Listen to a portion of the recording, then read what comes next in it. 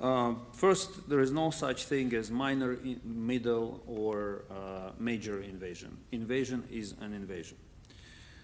Second, as I said earlier, we do appreciate the sanctions which were announced today. They target Russia. They're very specific. They are painful.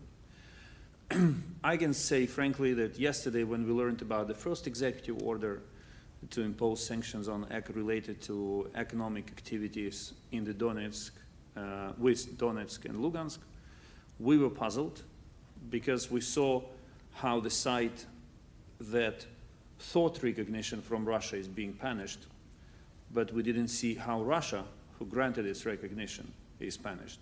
But we saw it today.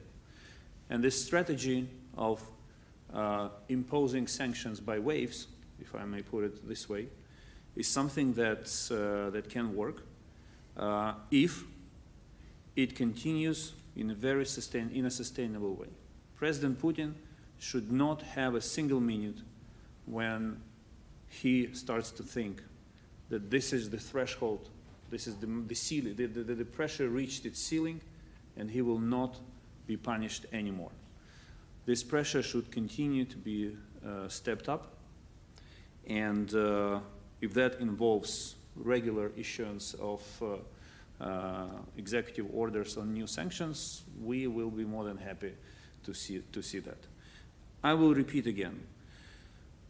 We can, despite the horrific address by President Putin, where he basically challenged or rejected, he didn't challenge it, he rejected the very existence of the Ukrainian state, we can still stop him if we act in a very resolved way and keep mounting pressure on him.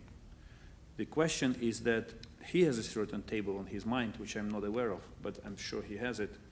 And we should also understand that every next decision should be taken in a swift action. And we saw 2 executive orders issued by President Biden within, less than 24 hours.